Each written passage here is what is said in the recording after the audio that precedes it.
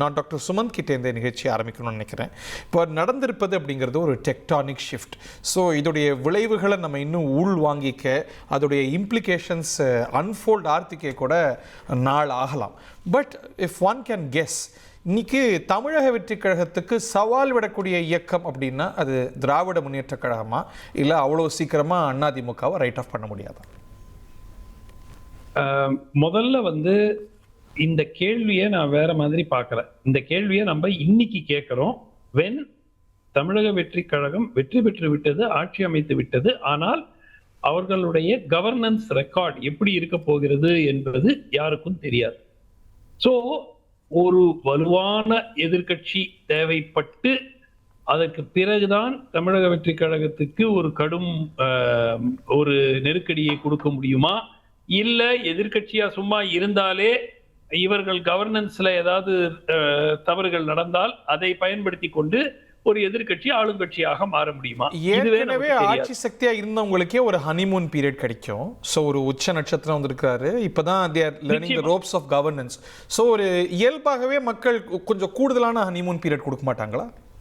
நிச்சயமாக. யூஸ்வலா அந்த ஹனிமூன் பீரியட் என்பது ஒரு அரசுக்கு 100 நாட்கள். ஏன்னா நம்ம அடிக்கடி பார்ப்போம் 100 நாள் சாதனை அப்படிங்கறதெல்லாம் போடுவாங்க ஒரு அரசாங்கம்.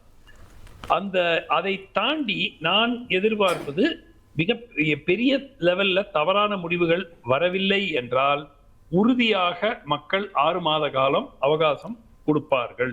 இந்த அரசுக்கு எப்படி பர்ஃபார்ம் பண்றாங்க, என்னென்ன திட்டங்கள் கொண்டு வராங்க, ஊழல் குறைஞ்சிருக்கா, லா அண்ட் ஆர்டர் எப்படி இருக்கு, மற்ற கொள்கைகள் ரீதியாக அவர்கள் எப்படி செயல்படுகிறார்கள், மாநில சுயாட்சிக்கு என்ன பண்றாங்க, இது எல்லாத்தையும் மக்கள் பண்ணி எடை போடுவார். ஆனால் இன்றைய சூழல்ல ஆக்சுவலா நீங்க பாத்தீங்கன்னா திமுகவின் தயவில் தான் இந்த ஆட்சி நடக்கிறது. அதை நம்ம மறுக்கவே முடியாது. இன்று திரு திருமாவளவன் சொல்றாரு, நாங்க திமுக கூட்டணியில் தான் இருக்கோம் அப்படிங்கிறார். கம்யூனிஸ்ட் கட்சி தலைவர்களும் அதான் சொல்றாங்க. பட் ஒரு புது சேஃப்டி நெட் உங்களுக்கு உருவாக்கி இருக்கே. இப்போ 122 உங்க நம்பர்னு பார்த்தா 144ன்னு பரிமளிக்கிறாங்க.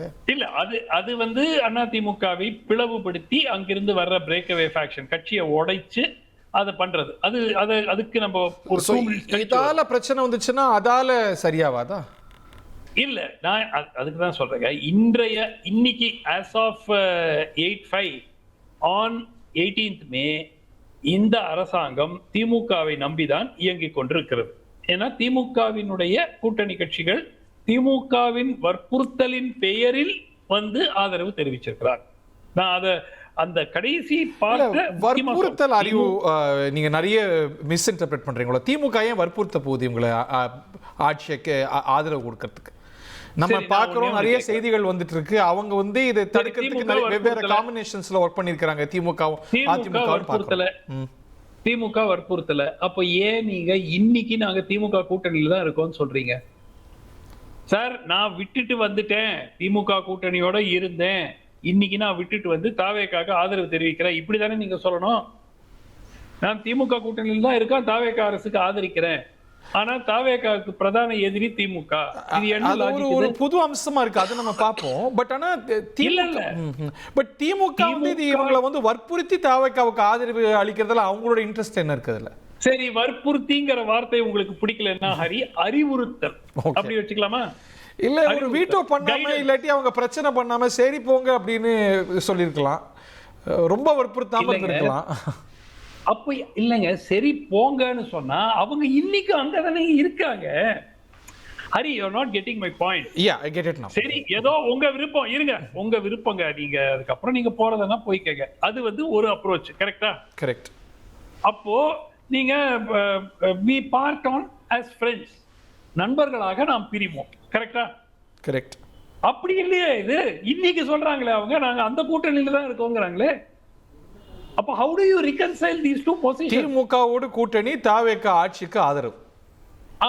இதுதான் அவர்களுடைய வெளிப்படை நிலைப்பாடு. in Tamil Nadu politics. இது நம்ம பார்த்ததே இல்ல. That is why I am saying இன்றைய சூழலில் அந்த சிவி சண்முகம், எஸ்பி வேலுமணியிடம் இருக்கக்கூடிய 20, 23, 24 நபர்கள் ஆதரவு தெரிவித்து இந்த அரசுக்கு சப்போர்ட் கொடுக்கும் வரை, அதிகாரப்பூர்வமாக வரும் வரை இந்த அரசு இந்த 8 நபர்கள் உடைய ஆதரவை நம்பி இருக்கிறது. காங்கிரஸ் இல்ல, காங்கிரஸ் வந்துட்டாங்க. காங்கிரஸ் நாங்க திமுக கூட்டணியில் இருக்கோம்னு காங்கிரஸ் சொல்லுதா? இல்லையே. சோ சரி, இப்போ நீங்க என்ன சொல்றீங்க, இந்த அரசு திமுக கூட்டணி கட்சிகளோட தயவில் இருக்கு அப்படின்னு. பட் நான் ஏற்கனவே கேட்ட கேள்வியை வலியுறுத்தி கேட்கிறேன். இப்போ இந்த சி.வி. சண்முகம் ஆதரவு எம்எல்ஏக்கள் அது குறையலாம், கூடலாம், நிக்கலாம், அவங்களுக்கு ஆன்டி டிஃபெக்ஷன்லாம் வரலாம், வராம போகலாம். எப்படி பார்த்தாலும் அந்த எண்ணிக்கை இவங்களை காப்பாத்திராதா? அவங்களுக்கு டிஸ்குவாலிஃபிகேஷனே நடக்குதுன்னு வச்சுக்கோங்க. என்ன ஆகும்? தேர்தல் நடக்கும். தேர்தல் வந்து இடைத்தேர்தல் வந்து வழக்கமா என்ன திசையில போகும் தெரியும், ஆளுங்கட்சிக்கு சாதகமா போகும். அப்படியே போகலன்னு வச்சுக்கோங்களேன். 2019 இபிஎஸ் நாடாளுமன்ற தேர்தலோட பை எலெக்ஷன் சந்திச்சார். 9 தொகுதியில் ஜெயிச்சாரா? இவங்க கூடுதலா ஒரு 5-6 ஜெயிச்சு வந்துட்டாலே போதுமே. சோ என்ன பிரச்சனை? இல்ல ஹரி, நம்ம ரொம்ப அட்வான்ஸா குதிக்கிறோம். 6 மாத காலத்திற்கு இந்த அரசுக்கு எந்த ஒரு கவலையும் இல்லை. சரி, அதாவது இந்த அரசினுடைய ஸ்திரத்தன்மைக்கு, ஏன்னா கான்பிடன்ஸ் ஓட்டை இப்போ நம்பிக்கை வாக்கெடுப்பில் வெற்றி பெற்று விட்டார்கள். அடுத்த 5.25 மாதங்களுக்கு அவர்களுக்கு பிரச்சனை இல்லை. சரி, அதற்கு பிறகுதான் இந்த பேச்செல்லாம் வரும். அதுக்குள்ள இவங்க டிஸ்குவாலிஃபை ஆறாங்களா, அது பை எலெக்ஷன் வருதா, இல்ல டிஸ்குவாலிஃபையே ஆகாம அதிமுக ஒண்ணு சேர்ந்துருதா, இணைந்த அதிமுக தாவேகாவுக்கு ஆதரவு கொடுக்குமா, இல்ல உங்க ஆதரவு எனக்கு வேணான்னு வாரா, இவ்வளவு விஷயங்கள் இந்த 6 மாதத்திற்குள் நடக்கக்கூடிய ஒரு வாய்ப்பு இருக்கிறது. பட் நாளைக்கு இந்த அரசுக்கு எந்த ஆபத்தும் இல்லை 6 மாத காலத்துக்கு. அதன் காரணமாக இன்னைக்கு நான் வந்து திமுகவை ஒரு எதிர்கட்சி என்று கூறுவதே வந்து அவ்வளவு கரெக்டா இருக்குமாங்கிறது எனக்கு எதிர்கட்சிக்கும் தோழமைக்கும் நடுவுல வருதுங்கிறீங்க. இல்ல, ஒரு கையில நாங்கள் எதிர்கட்சிங்கிறாங்க, இன்னொரு கையில எங்க கூட்டணி கட்சி போய் ஆதரவு தெரிவிக்கிறாங்க, அந்த கட்சிகளை தான் எங்க கூட தான் இருக்காங்க அப்படின்னு அந்த கட்சிகளே சொல்றாங்க. சோ நீங்க அது எனக்கு இந்த angle I am not able to understand whether the DMK which whose allies are supporting this government and sustaining this government அவங்க ஒரு எதிர்கட்சியா? நீங்க சட்ட ரீதியாக அவர்கள் எதிர்கட்சி தலைவர் திரு உதயநிதி ஸ்டாலின், இதெல்லாம் நான் ஏத்துக்கிறேங்க.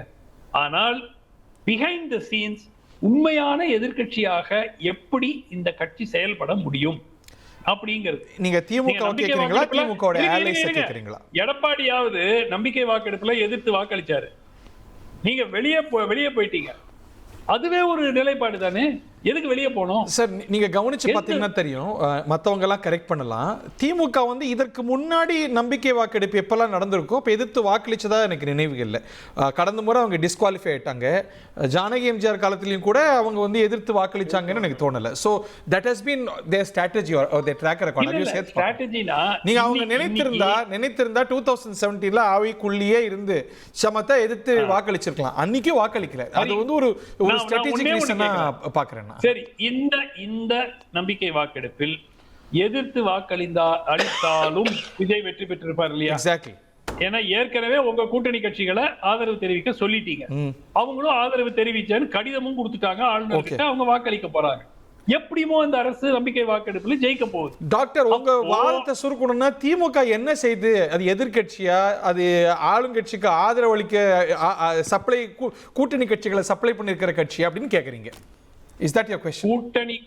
கூட்டணி கட்சிகளை அனுப்பி ஆதரவு தெரிவிக்க கூறிய ஒரு அமைப்பு பிரதான எதிர்கட்சியாக செயல்படுவது அப்படிங்கிறது ஒரு क्वेश्चन மார்க். ஓகே, அந்த क्वेश्चन மார்க்கை கேட்போம். வந்து ஆமா, திமுக அதுக்காக வந்து எதுவும் எதிர்கட்சியா செயல்பட மாட்டாங்கன்னு நான் சொல்லல.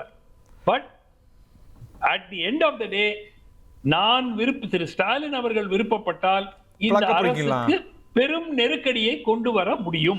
முடியாதா? முடியும். பட் அந்த நெருக்கடி தான் சிவிஎஸ் உடைய வருகையினால சமாளிக்கப்பட்டிருக்கா இல்லையா நம்ம தொடர்ந்து விவாதிப்போம். பட் திமுக பத்தி ஒரு கேள்வி கேட்டிருக்கிறீங்க. Who better to answer? DMK செய்தி தொடர்பாளர் திரு சாதிக் நம்மோட இணைகிறார். விசித்திரமா இருக்கீங்க, உங்களுக்கு கூட்டணி கட்சிகள் எல்லாம் அந்த பக்கம் ஆதரவு அளிக்க வைப்பீங்களாம், நீங்களே அவங்கள திட்டுவீங்களாம், வித்தியாசமா இருக்கு, விளங்கிக்கவே முடியல, அவங்களாவது விளங்கிக்கிறாங்களா அப்படிங்கிறாரு டாக்டர். இல்ல, நீங்க வைத்திருக்கிற தலைப்பு முதல்ல பிரதான எதிர்கட்சியா யார் வருவார் என்று வைத்திருக்கிற தலைப்பு தவறு. ஆளுங்கட்சியை யார் இயக்கி கொண்டிருக்கிறார்கள் அப்படி தலைப்பு வைத்திருக்கணும். நீங்க பிரதான எதிர்கட்சினா திராவிட முன்னேற்ற கழகம் தான் பிரதான எதிர்கட்சியாக இருக்கிறது.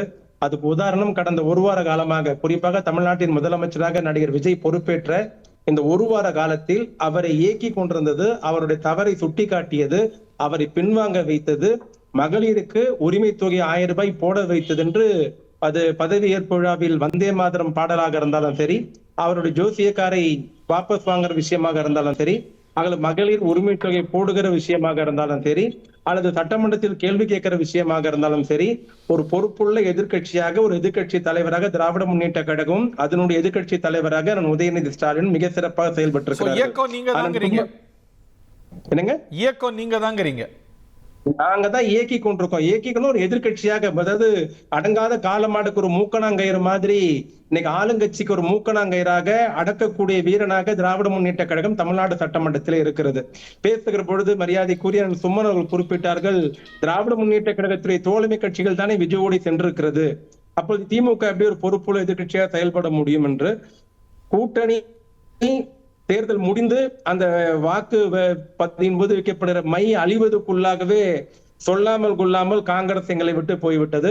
ஆனால் மீதி இருக்கிற தோழமை கட்சிகள் ஒரு தமிழ்நாட்டின் நலன் கருதி, தமிழ்நாட்டில் இதையே தாக்காக வைத்து டெல்லியில் இருக்கக்கூடிய ஆட்சியாளர்கள் தமிழ்நாட்டில் ஆளுநர் ஆட்சியை கொண்டு வந்து தனக்கு தேவையான சட்டங்களை அவசரமா நிறைவேற்றிக் கொள்ளலாம் துடித்துக் கொண்டிருந்த அந்த காலகட்டத்தில் தமிழ்நாட்டில் எந்த காரணத்தை முன்னிட்டும் அமித்ஷாவின் ஆட்சியோ மோடியின் ஆட்சியோ வந்துவிடக் கூடாது என்ற அதனாலதான் எடப்பாடி ஆட்சி அமைக்க முயன்றீங்களோ?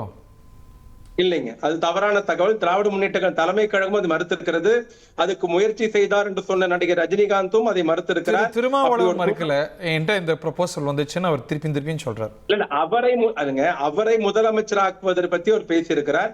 அப்படி ஒரு பேச்சுவார்த்தை எங்க நடந்தது, யாராக நடந்ததெல்லாம் எதுவுமே இல்ல. திரைமறைவு கேள்வி வேலைகளுக்கெல்லாம் பொதுவெளியில பதில் சொல்ல முடியாது. முதல்ல சொன்னாரே கம்யூனிஸ்ட் கட்சியோடைய தேசிய செயலாளர், மார்க்சிஸ்ட் கம்யூனிஸ்ட் கட்சியோட இல்ல, அதுக்கப்புறம் அவரே சொன்னார தவறான தகவல் அவரை மறுத்திருக்கிறார். அதாவது திராவிட முன்னேற்ற கழகம் அதிகாரப்பூர்வமாக வெளிப்படையாக எந்த அப்படி ஒரு வேலையை முன்னெடுக்கவில்லை என்பதை எங்களுடைய அமைப்பு செயலாளர் மறுத்திருக்கிறார். நாங்கள் அப்படி எந்த வேலையை செய்யலன்ட்டு. அது 2வது எங்களுக்கு ஒரு அவசியம் இல்லாதது. அப்படி மக்கள் தீர்ப்பை தலைவணங்கி ஏற்றுக்கொள்கிறோம். தவறு எங்கே நடந்திருக்கிறது நான் அதை மறுக்கிறீங்க, அந்த மறுப்பு பதிவு செஞ்சுக்கிறேன். But no smoke without fire. இது வந்து கிட்டத்தட்ட ஒரு வேர்ல்ட் நோன் சீக்ரெட் மாதிரி. இனி செல்லும் இடமெல்லாம் செய்தி. தந்தி டிவியின் வாட்ஸ்அப் சேனலை ஃபாலோ பண்ணினா செல்ல இருக்கும் இடமெல்லாம் செய்தி. இதோ QR கோட், இப்பவே ஸ்கேன் பண்ணுங்க, ஃபாலோ பண்ணுங்க.